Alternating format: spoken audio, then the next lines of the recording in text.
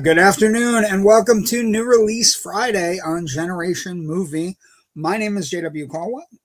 I'm the host of Generation Movie and Loud and Nerdy on the Indie Escape Network.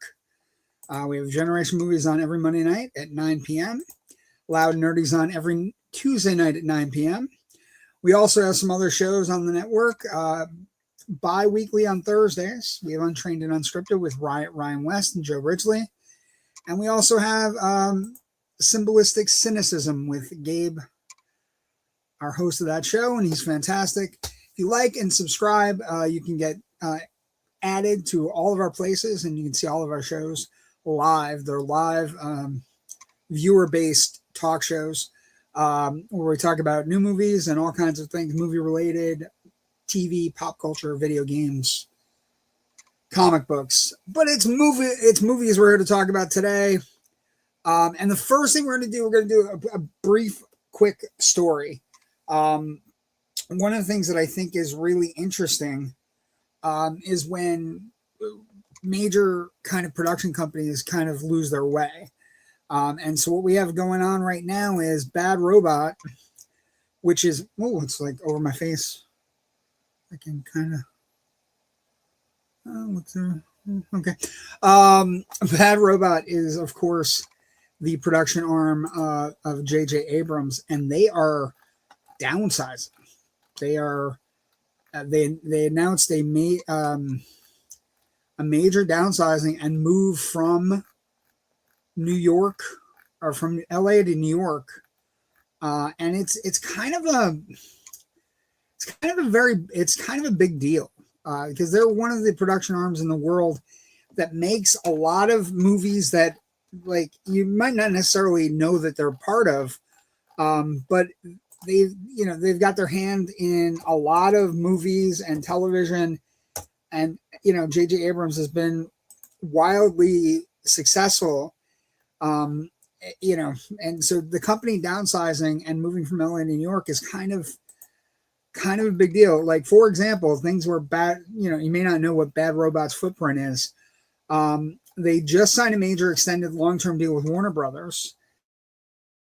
They've been with Warner Brothers since 2006, but instead of the 5-year overall deal that they inked in 2019, basically the new structure allows Bad Robot to do a more modest first look pack covering film and television. But to give you an idea, TV films and things that they've produced over the last 30 years, Alias, Lost, Fringe, Westworld, the movie Super 8, the movie Cloverfield, the Mission Impossible sequels, the latest Star Trek reboot that played in theaters, and the Star Wars big screen reboots as well were all Bad Robot based. It was founded in Santa Monica. They're also part of a movie coming out this summer called The End of Oak Street, which, if you haven't seen the trailer for, it is awesome. Opens August 14th. J.J. Abrams' next film will be The Great Beyond, which will be his first directorial effort since The Rise of Skywalker in 2019. That stars Glenn Powell, Jenna Ortega, and Samuel L. Jackson, and comes out in November. But they're a very big production company, and this puts a giant hole into,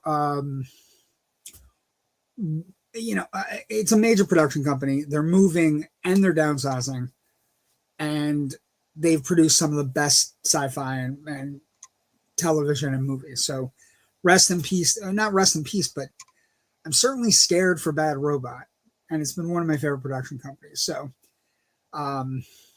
again, go look it up. They're responsible for some of the best things going in the last 30 years. And it's kind of a weird story. But you're on New Release Friday. You're here to talk about movies. And there is one, where we have a big movie but still playing in Project Hail Mary.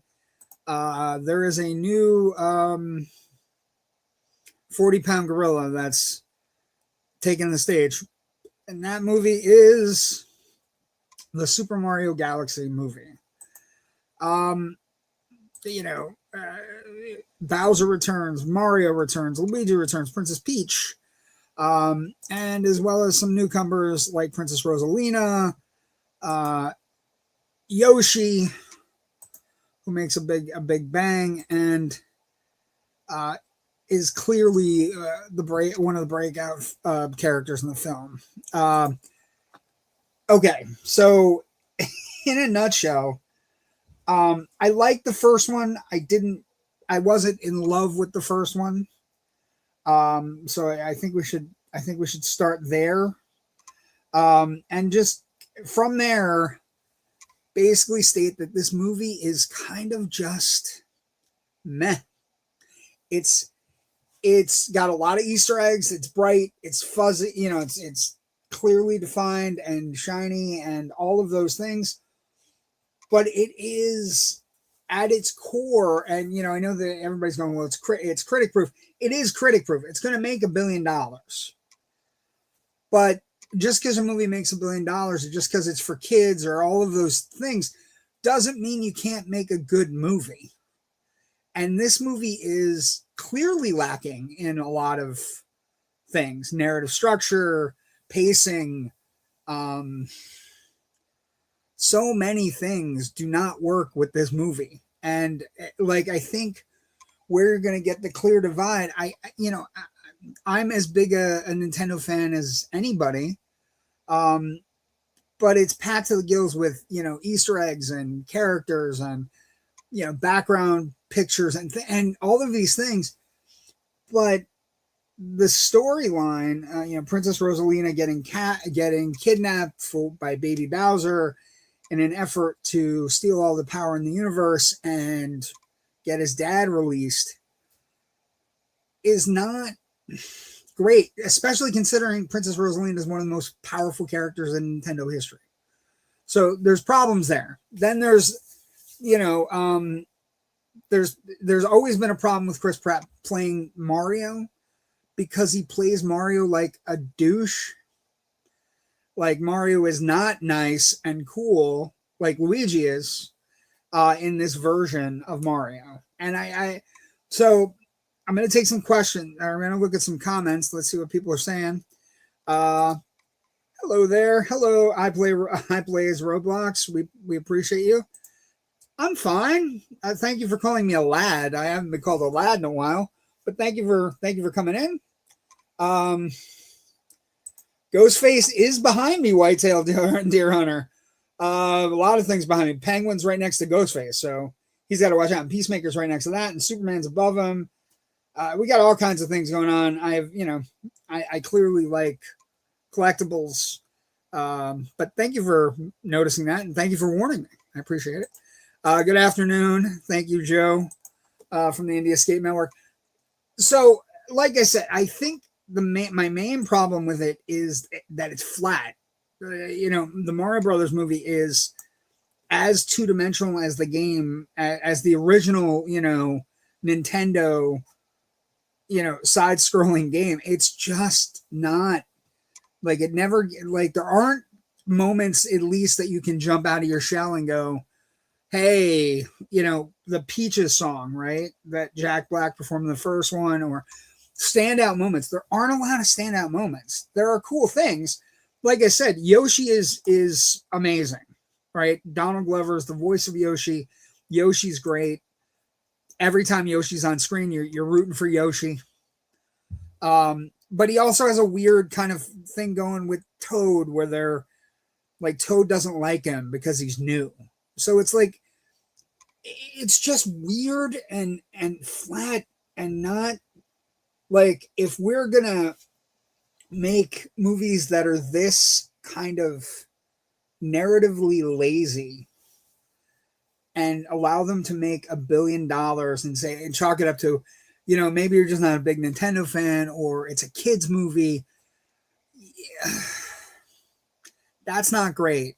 And Fox McCloud showing up again, cool character, but he seems to be there. He provides a narrative boost near the middle of the movie, but he is there strictly to appear at. It appears to either set up a new game or a Star Fox movie. So, if this is where Nintendo is headed, I understand that they can do no wrong, and everybody's going to kind of like treat it with kid gloves. And everybody's going to be like, well, you're a critic, you watch a lot of movies, what were you expecting? It's a kid's film. I'm expecting a good movie. And so, you know, Pratt as Mario doesn't work. He's kind of like, he's very like it's like they've adopted Pratt's attitude, you know, that we hear about him, and they've adopted it into Mario, and he's standoffish, and he's kind of like, he treats Bowser like garbage. And then, you know, you're hoping like the best parts of the movie come in the interactions between baby Bowser and Bowser. And Bowser's a bad dad. So it's like, you know, but there's at least some engagement there. Baby Bowser is played by Benny Safdie, who was one of the directors of Uncut Gems. And, you know, so there's something there. Jack Black as Bowser is fine. But there's not a lot for everybody to do. There's certainly not a lot for Yoshi to do. There's not a lot for anybody to do. They're kind of just, it's like I go through the motions. Like, oh, they got a block. Oh, they got that out. That, you know, I remember that that outfit from Galaxy, or I remember that, you know, that character from Galaxy, or I remember that character from the watch I had when I was in 6th grade. And it's all Easter eggs, and it's all fluff, and it's nothing, no compelling narrative, and no standout scenes. Even the fights are kind of like, they're not like, there's not like a fight against Donkey Kong in the first movie. There's not the Peaches song from the first movie. You know, so it's flat. It's like a go through the motions. It feels lazy. It looks great. The animation's top notch. You know, everything looks clean and streamlined, and other Nintendo brands and characters show up various places. It's like I said, it's antiseptic. It's like the lowest common denominator film. There's nothing to it where you're looking at it going, there's no challenge. There's no and I know the Nintendo games don't have a lot of like hard edge to them. I'm not asking for a hard edge. I'm just asking for a good movie that both kids and adults can watch. Now, is it critic proof? Sure. It's going to make $1 billion. And kids are going to want to go see it. It's going to have a big, huge opening weekend, a holiday weekend. Happy Easter to those who celebrate. But it is as lazy as you get with regards to sequels. And what I would say to people is, if video games are the new place, and Nintendo clearly has the narrative games and the characters that people love, we've got to hold them to a higher standard. They have to be able to, you know, if you want, I just feel we need a higher standard. And I feel like Nintendo's is getting a pass, and I've been reading on, you know, different things online. Saw it yesterday. Theater was packed. People were happy, I guess, for the most part. Kids were happy. And I think kids are going to be happy. I think the adults are the ones who are going to notice the negligible difference from the first movie to the second movie. I think kids will be enamored with Yoshi. He's funny. He uses a giant tongue, sucks people in, turns them into eggs. It's classic Yoshi. You know what I mean? So nobody's going to complain about Yoshi or anything. And Donald Glover's voice is perfect. You know, Donald Glover is a very talented performer. He's perfect. He's great. Like I said, for me, the weirdest thing is that the best parts of this movie come from baby Bowser and Bowser having moments where they're struggling with their relationship, and baby Bowser's trying to live up to his dad's legend. And the narrative goes very slow. Also, they do, I don't want to give away any spoilers, but they do forge a connection between two characters that's never been there. That's kind of like, for convenience sake. And there's not a lot for the characters to do. And and I know we're not looking for arcs, but if you're giving me a movie or a franchise where the characters are progressing, or the sequels have all been great. Take a look at Sonic. First Sonic, pleasant surprise. Second Sonic, better than the first one. Third Sonic, as good, if not better than the second one. And so there is a legitimacy where they're building on the franchise, as opposed to this, which is it comes across as lazy. It comes across as it just doesn't move. It's kind of just there.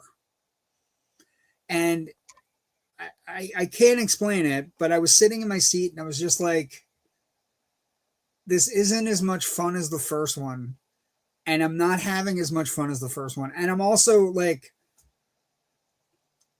am I here just to look at the background and just to say, oh, that's that character, or oh, that's that outfit, or oh, that's that power up from that movie? And if that's what you're going for, great. But we had a kids movie out last month called Hoppers, where everybody was moving and doing things, and as exciting, if not better, than this movie. It's not going to make as much because the Nintendo brand is insane, but it's just not. And it concerns me, frankly, that Nintendo has all these, great brands, and they're just kind of going through the motions on these movies where at least some of the other video game movie adaptations are trying hard. Minecraft movie it's not Shakespeare, but it's trying hard. You know what I mean? It's trying to give people what they want without dumbing it down. And I think this is very much all window dressing, all fluff, nothing narrative structure wise, no arcs for the characters. And I know it sounds stupid. You go into a Mario movie for arcs, but kids movies do it all the time. Pixar movies do it all the time. Illumination movies do it all the time. This one just seems like we have Mario. We don't really need to do any work. And I still think the casting of Chris Pratt is a mistake. Everybody else is fine. Charlie Day is great as Luigi. Anya Taylor-Joy is as good as Peach. Everybody's good. I think Pratt's a mistake. I think Pratt's been a mistake since the get-go. Some comments before we go on to other stuff. Where are you from? I live in Florida, but I'm originally from Scranton, Pennsylvania. I need to speak English. Can you help me? Like Burger King. Yes, it is a little bit like Burger King in the sense that it's just like you'll eat it, but then you'll be hungry like 3 hours later. I just think there are better kids movies. Hoppers being one of them, and if your kids are smart enough and a little bit old enough to go see Project Hail Mary, I'd recommend that too. It just seems like lazy. It seems lazy to me, and there's not a lot going on. It's busy and it's it's speeding through things, but it doesn't feel like anything's happened. And that's the Super Mario Galaxy movie is one of the bigger sequel disappointments in movie sequel disappointments in a while. Because you figured like the first movie had all its detractors, and they might learn from those detractions and try to build upon it, especially with Nintendo trying to do all of these things. We have a Zelda movie coming out. We have all these things that are happening within, there's rumors of a Luigi's Mansion movie. I'd be interested in that because you could do it like a Ghostbusters movie and it could be fun. But I think Pratt's time should end as Mario. And I also just think that if we're going to make these movies and give them $1 billion at the box office, I think we need to make them work a tiny bit harder with making an actual movie that is good without having to know every single Easter egg. With a good beginning, protagonist, antagonist, even if it's not, it's never going to be the game. It's never going to be playing a Mario game. But I just think it's, it does capture the Galaxy game pretty well, which is one of the great Mario games.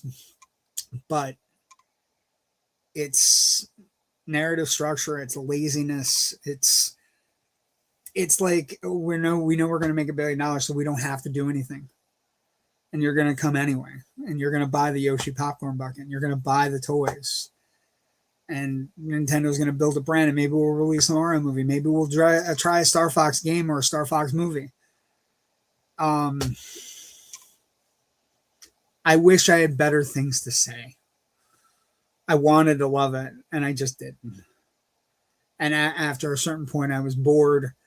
And after a certain point, I was bored. I eventually got to the point where I came out of the theater mad. I was calling it meh. Told theater staff it was meh.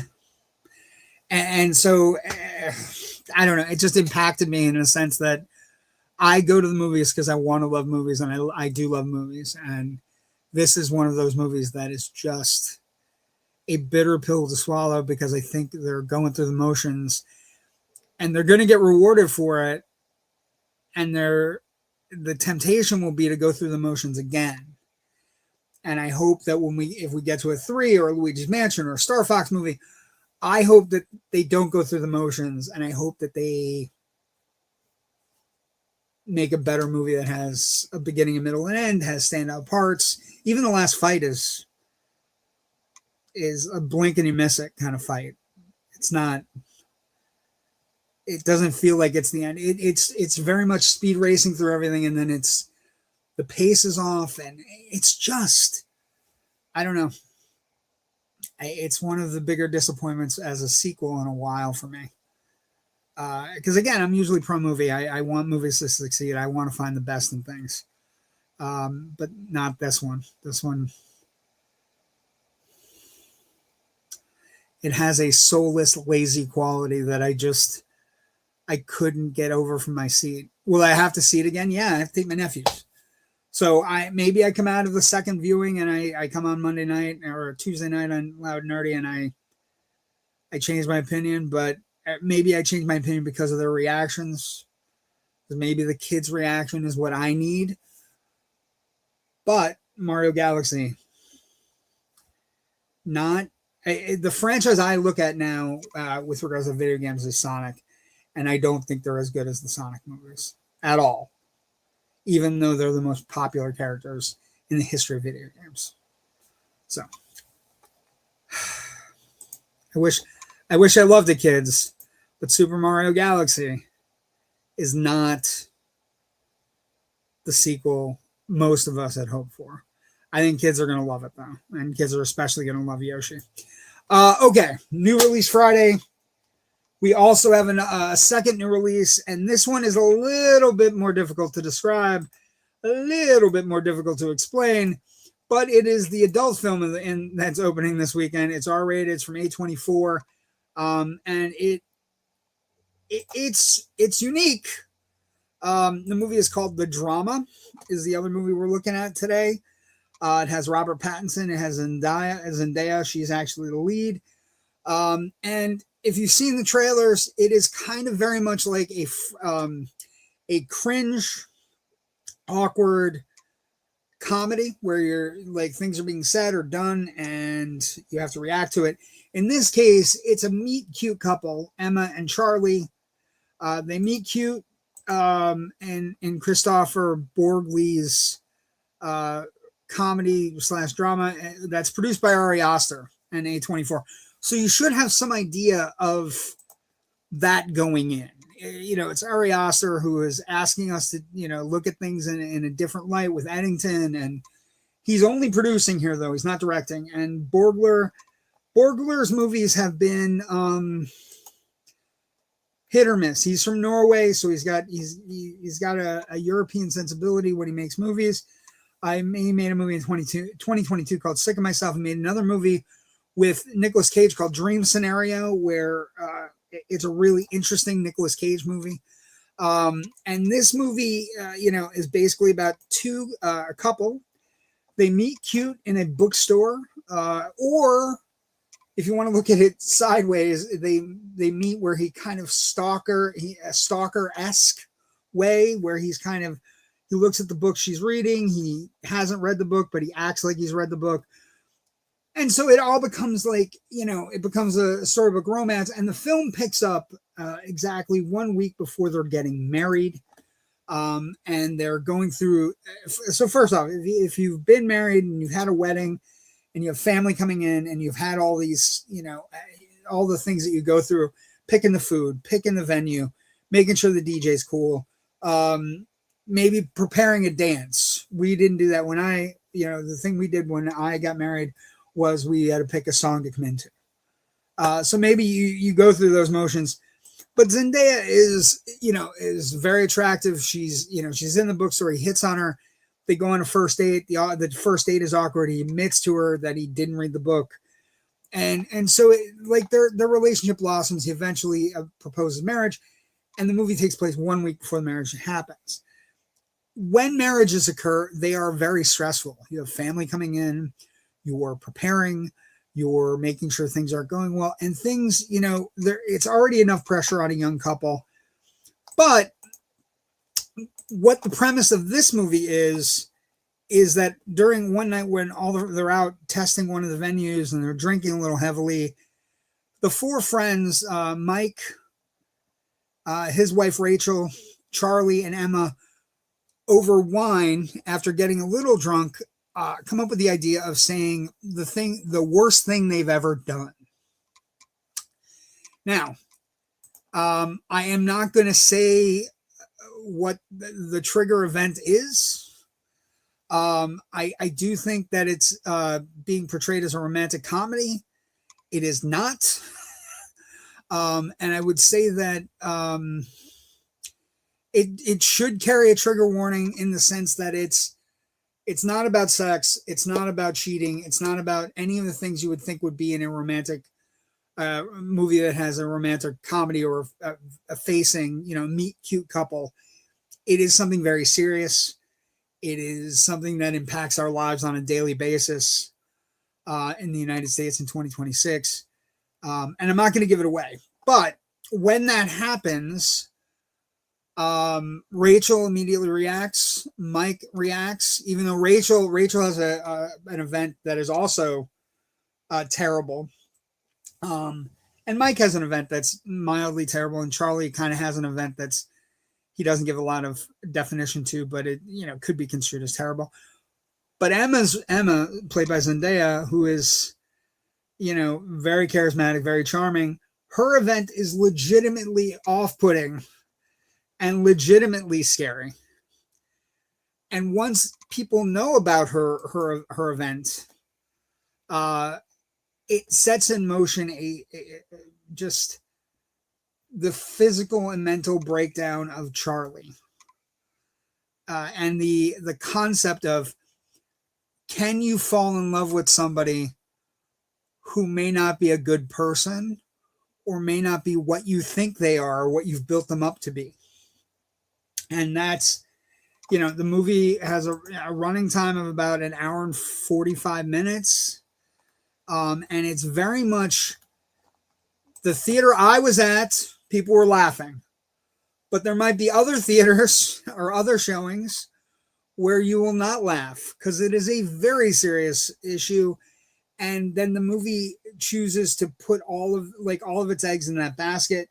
Once that happens, friendships are frayed. Charlie's worried about whether or not there's something mentally wrong with his bride to be.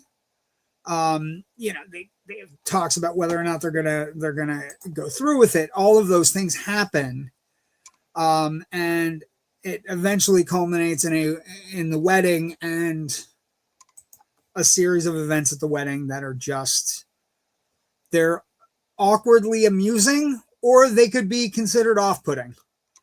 I know that this kind of movie is very hard. It reminded me a little bit of a movie called The Friendship that came out, where if you're not comfortable with awkwardness, it may not be the movie for you. Because Charlie's reaction to the event and Charlie's reaction to Emma and Emma's reaction to everyone else and everybody else's reaction to Emma, they cause laughter, but it's not the haha chuckle funny laughter. It's nervous, awkward. I feel so. I don't know how I would react to this situation. And that being said, it's okay. It's an okay movie, and the ending kind of brings it around. But it's tough. I will say that Zendaya is great as Emma. Pattinson does his best awkward, kind of like edgy, frazzled, kind of like, his Charlie is the person that has the most reaction to Emma's big reveal. And it's not always the best reaction, and it's certainly not conducive necessarily to getting married to someone. So it's all over the board. The film also stars Elena Haim, who you may have seen in Licorice Pizza and the band Haim. She's fantastic as Rachel, who has a really bad event and is kind of hypocritical in how her event relates to Emma, and like her event is maybe as bad as Emma's, not necessarily by society standards, but it could be as bad as Emma's. But she kind of like the way she reacts to Emma is off-putting. They also have business together, so there's that stress that's added as well. And like I said, this movie is about ratcheting the stress levels up, and depending on how you react to awkwardness and awkward comedy, it may drive you absolutely bonkers and may force you to leave the theater. It gets very uncomfortable. I was laughing, but it wasn't necessarily laughing at the characters. I was laughing with the characters going, oh my God, I can't believe this is happening to them. I can't believe it's happening to her. Because Zendaya gets the brunt of everything that goes wrong in this movie. And Charlie is he's reactionary, and like I said, they go through the motions on very stressful, like there is a sequence, two sequences where they're both kind of stressed, and it's just basic wedding stuff. So it's like getting pictures taken, smiling, or going through a dance routine that you've hired a choreographer to help with. And the choreographer is very serious. And, maybe Zendaya kind of wants to do it more organically, and won't let her. And then, they're going through the pictures, and after he finds out this thing about her, he doesn't look at her the same way. And so it becomes a strain on the relationship. It becomes a strain on him. It becomes a strain on her. It becomes a strain on the wedding, which is its own entity once you get going on this. I would also be remiss. There's a great performance in the movie by Mamadou Athie, who you may remember from Archive 81, Black Box, The Burial, Kinds of Kindness. He's also in Jurassic Park Dominion. He plays Charlie's best friend, Mike. And he is a staunch Charlie supporter. He helps Charlie write his vows. It's a really good performance, and it's a good guy relationship. He's trying to help him get through. Don't do that. That won't work. Do this. And he's married to Rachel, and Rachel's reaction to Emma is very bad. And in fact, they have this picture, a promotional picture out, and Elena Haim looks great here, but this is actually during her wedding speech, and her wedding speech is brutal. And so the tension in the movie comes from how awkward it's going to be for the Zendaya character, who has made it a mission while drinking, and who has kind of told somebody their innermost guts, the secret you don't want anybody to know, and it's not like a typical secret. So I don't want to give it away. And if you like that kind of humor, it is very good. It is it's an incredible movie. I don't know that it's for everyone, and I also think that the movie could be triggering to certain segments of society because it takes an event that is happening in our society that is terrible and kind of makes a joke of it for an hour and 45 minutes. And I don't know how people who may have been impacted by that situation would view it. And they're not giving any of it away in the trailers or the ads. And I can't imagine being somebody that's been impacted by this particular thing, this particular kind of event, and going into this movie and sitting there during this movie and getting hit with it. I don't know how that would go. I've never been impacted by this type of event. I know people who have. And I think it could be the kind of thing where it could be a really bad situation. But Zendaya and Pattinson, they have chemistry. They're good. You know, it really depends on your ability to how well you deal with awkward, stress-inducing comedy, because that's what it is. It doesn't work all the way. It kind of really requires you to have kind of a dark sense of humor, and also kind of requires you to not be impacted by this type of event. So I don't know how that's going to go for people. But yeah, Mario's going to make a ton this weekend. Hopefully Project Hail Mary will continue to make a ton. And I think this movie has good counter programming. Mario, by the way, just so we're clear, has already grossed about $80 million, $70 million already. So we're, it's clearly going to have a very big holiday weekend.